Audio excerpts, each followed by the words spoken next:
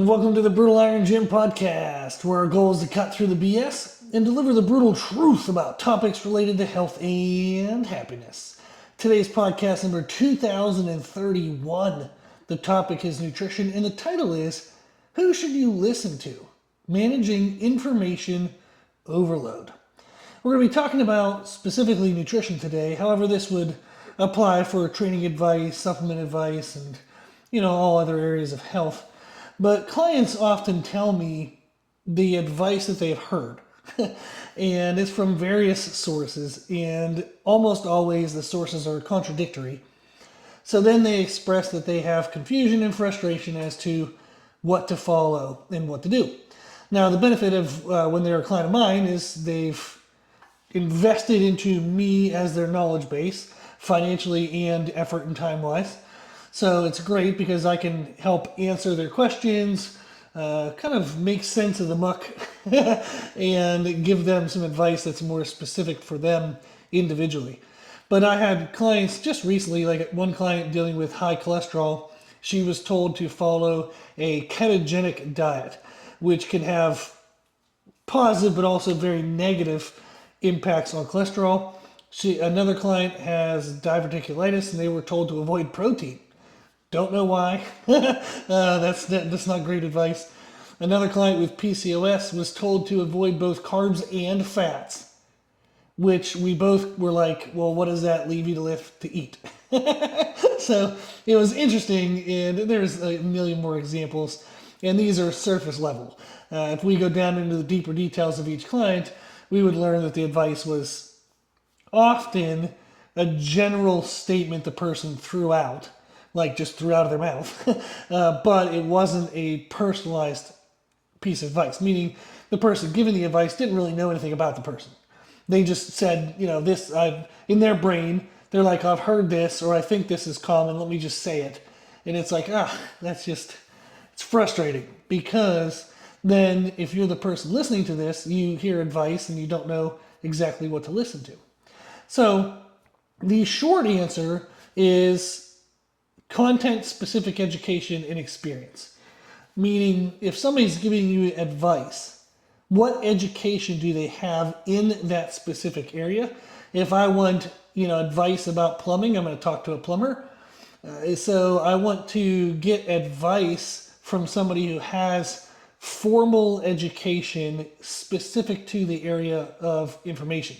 So if we're looking at nutrition, we want to talk to a nutritionist.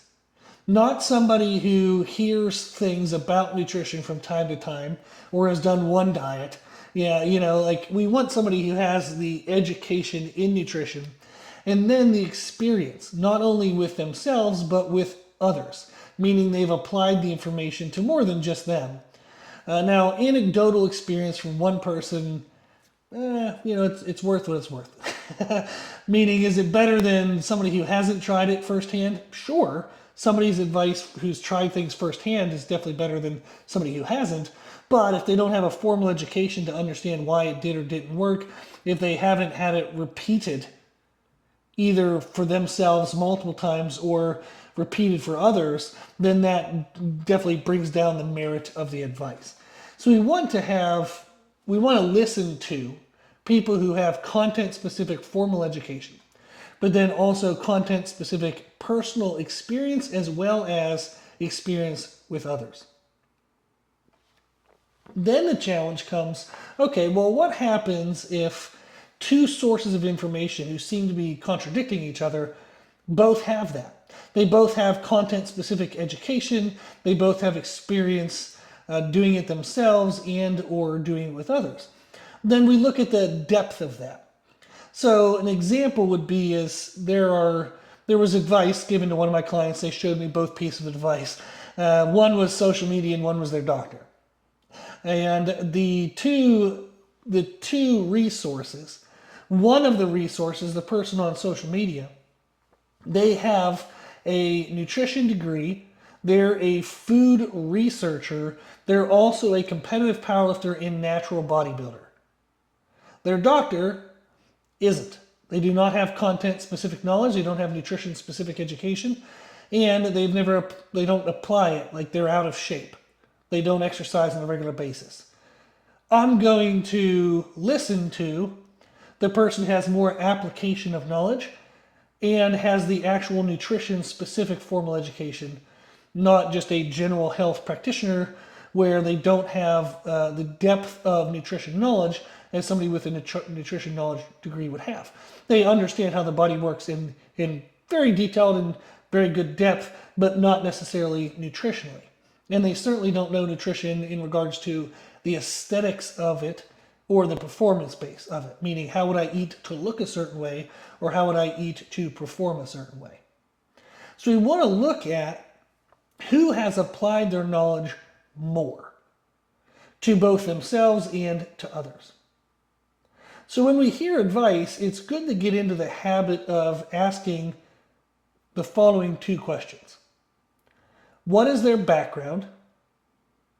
And who are they talking to? We can easily be tricked by what we see. If somebody speaks with confidence in their voice, their tone, their volume, their speech pattern, if they have confidence in their body language, good posture, they're maybe directly facing the camera, which is a body position of confidence and actually authority as well. And what are the surroundings? Are they in a lab coat? Do they have a fancy office? What does it look like? And those things can trick us. So it's important to ask deeper questions, such as what is their background? So recently a client asked me about nutrition advice she had heard from a famous person on YouTube. I'm going to skip the name just because I don't want the drama of it. I just want to talk about the concept. So the person has no formal nutrition education. Their education is in a technology background. However, they created a product that fits well into a high-fat, low-carb diet. So now they recommend high-fat, low-carb diets. And oh, by the way, start your day with my product. They saw a market opportunity, created a commercially successful product, and in order to continue to sell that product, they recommend exactly what that product does. If that was done in a different order, I would certainly be less skeptical.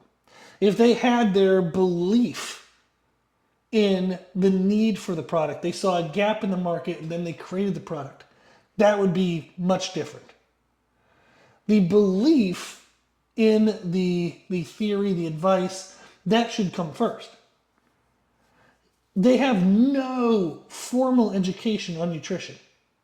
They've never needed the product in order for them to make huge leaps and bounds in health.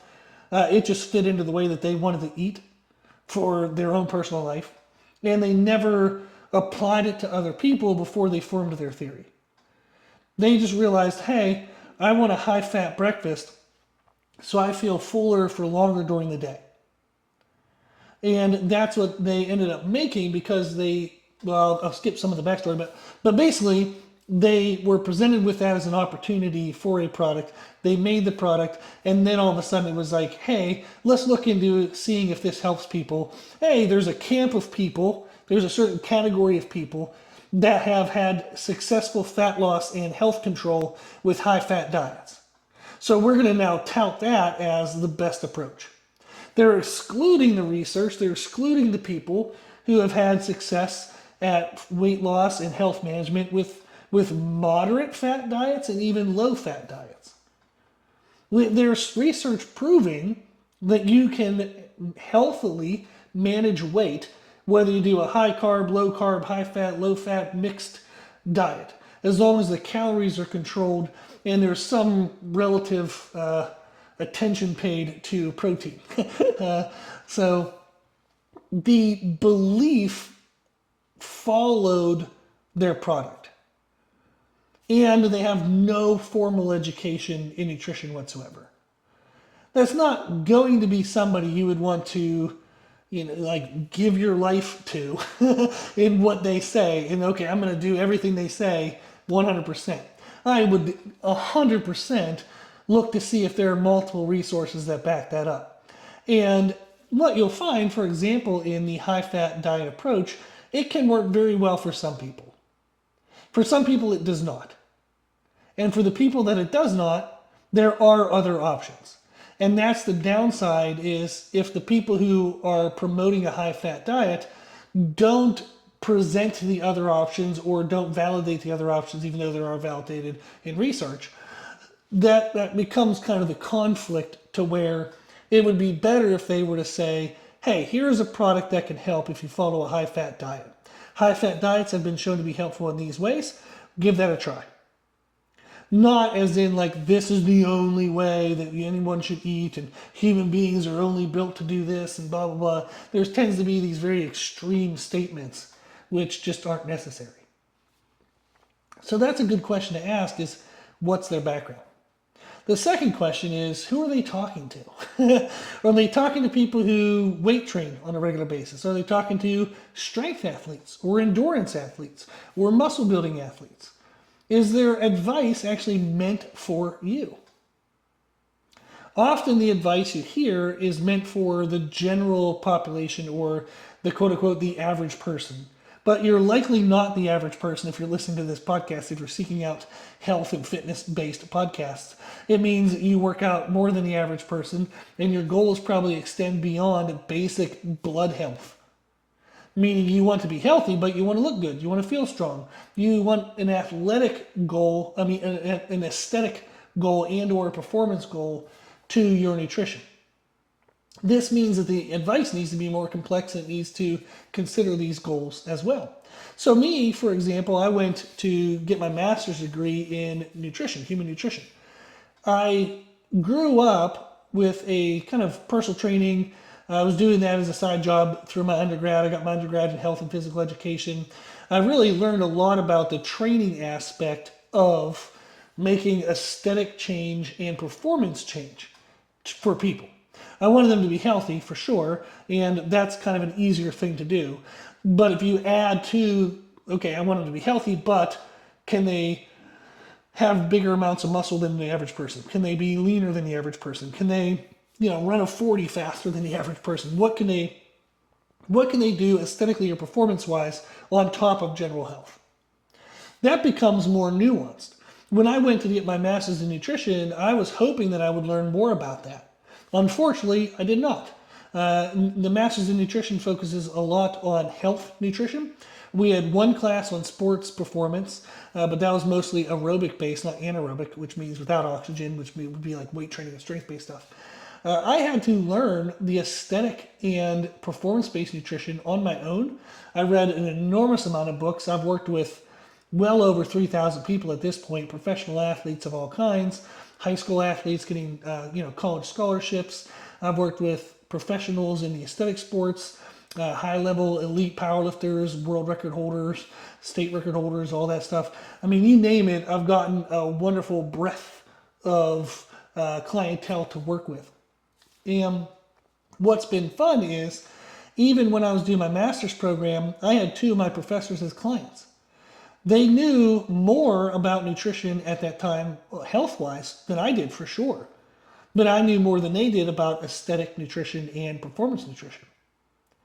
And it was interesting to see that those areas are distinctly different. And it's important when you're hearing advice, is this advice for blood health alone? Or is this advice for muscle building if I want to build muscle? Is this advice for strength if I want to get stronger? So sometimes we'll hear advice, we automatically self-centeredly think, okay, how does this apply to me? Or does this, we almost don't even question whether it applies to us. We just hear it and we go, oh, okay. And then we think about applying that information. It's like, well, maybe it wasn't meant for you. So it's important to actually ask, was this information meant for me? Are they talking to me specifically? When we look at the question, who should I listen to? Again, the short answer is who has content-specific education and experience, meaning they have experience with the information applied to themselves and the information applied to others.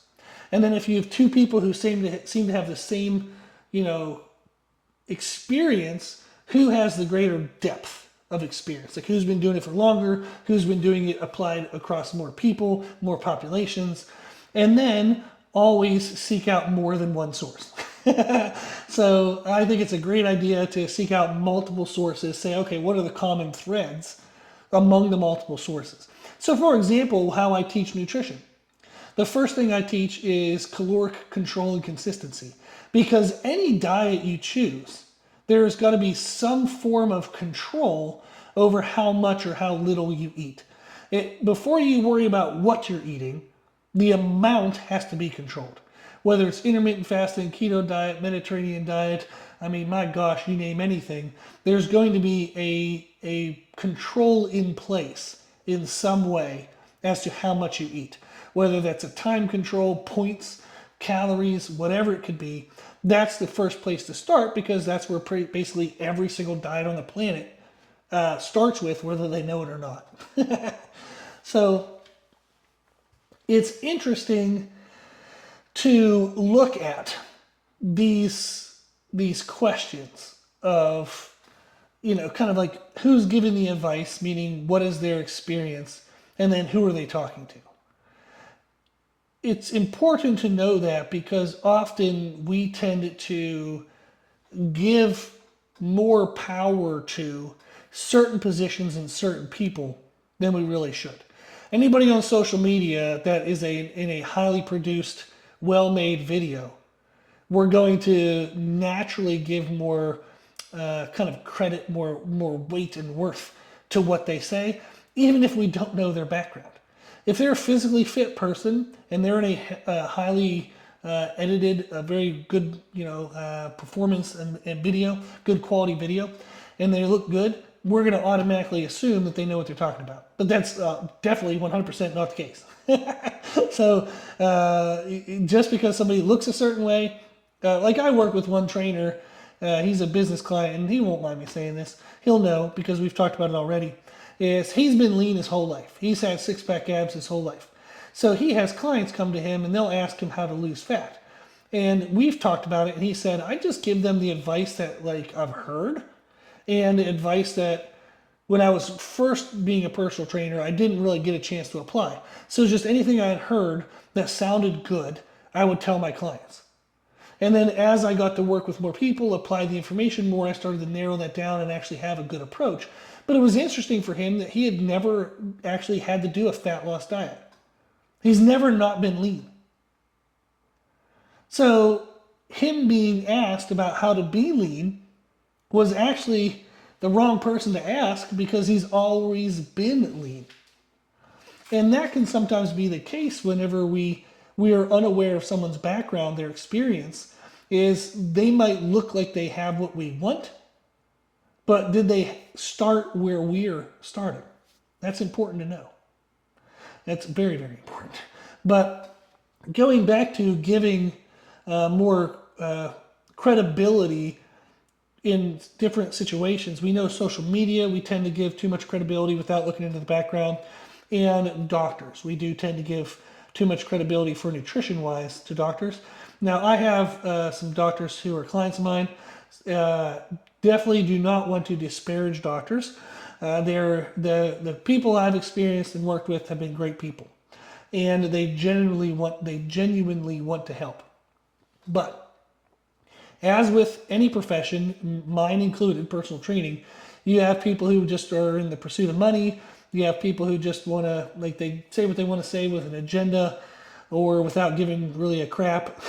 It's unfortunate that there's a wide variety of quality within any profession. But the three examples I gave, where a client with high cholesterol was told to follow a ketogenic diet, a client with diverticulitis was told to avoid protein, and a client with PCOS was told to avoid both carbs and fats. All three of those pieces of advice came from a doctor. And it was a little bit of a bummer because the clients, they had heard contradictory information.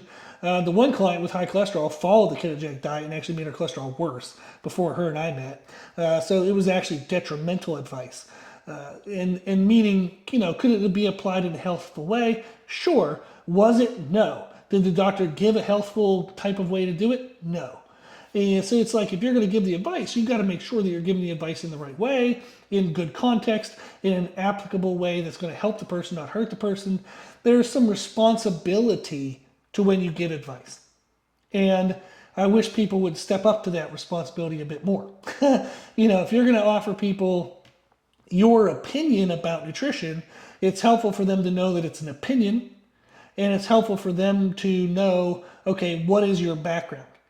So if you're a doctor, you're like, well, I work with people with high cholesterol. Most commonly reported best approach is XYZ. But, and this is where I would always recommend, is recommend that the person go see a nutritionist. Because the nutritionist, that's literally what they do. And that would be the person with the most specific content knowledge to go talk to. It's challenging though, because doctors are often faced with patients who want answers now and who are unlikely to follow up with the nutritionist. It's kind of like when people go to the doctor and they want a quick fix. The doctor gives them pills and then says, hey, you got to get your health in order. You got to sleep better. You got to eat better. You got to manage your stress. So I'll give you the pills, but you still got to do that underlying work. The person's going to take the pills and they're going to do jack shit about everything else. And that's frustrating and that's sad. And then also those same people, when they get any kind of negative experience from the pills, they'll then, talk negatively about the doctor. And it's like, well, what was the doctor supposed to do? What option did you give them? So it's often a layered thing, and there's context and challenge to a general statement being made whenever there's various specific individual experiences. But overall, I would encourage anyone, if they're asking the question, who should I listen to, is to make sure that you consider the person's content-specific education and their application knowledge and experience. So not only do they know it from a book, but have they put that into the real world. So don't take people just based on their position. Don't take advice based on their position that is perceived, via social media or a certain position such as a doctor. We do want to get to the people who have the most specific knowledge base as quickly as we can. And then when you find those people, listen to a couple of them, try to get the common threads. But that's the consideration we want to make when we ask who should I listen to, and how we can manage the frustration and confusion over this information overload that we have in today's kind of social media experience in today's culture. So what knowledge base do they have when somebody's giving you advice? What knowledge base do they have? Have they applied that knowledge base to themselves? Have they applied that knowledge base to others? And for how long or how much? What is their depth of experience? Those are the questions that we should ask when we are considering who should I listen to. So hopefully this helps just give you some awareness and get you in the mindset of, okay, when I hear advice, let me put this in context. And that context will help reduce the frustration, reduce the confusion when I'm hearing contradictory advice and or just so much advice overall. Awesome. Well, if you have any follow-up questions, if you need anything, go to our website, www.brutalirongym.com. You can scroll to the bottom of the homepage. There's a contact form. You can send me any questions you want anytime, and I'll answer the questions. I answer everybody's email within 2 weeks. I'm doing pretty well, so if I've missed your email, I am unaware of that. So please send it again. As of today, I'm on track with getting everybody's response back every 2 weeks, within 2 weeks. So reach out if you need anything. We also have some free information on our website, which would be helpful to check out, as well as our nutrition services, nutrition related. We do nutrition and training, but also the nutrition only. So if you want any help with that stuff, you can look for that on our website as well. If you like the podcast, please share the podcast. The more people we share it with, the more people we can help. If you like the podcast, please consider donating to support the podcast, which you can do on our website. And if you like the information we share in the podcast, you can find more from us on our social media channels. You can find us and follow us on Instagram and YouTube under the name Brutal Iron Gym. As always, I hope this was helpful, and thank you for listening.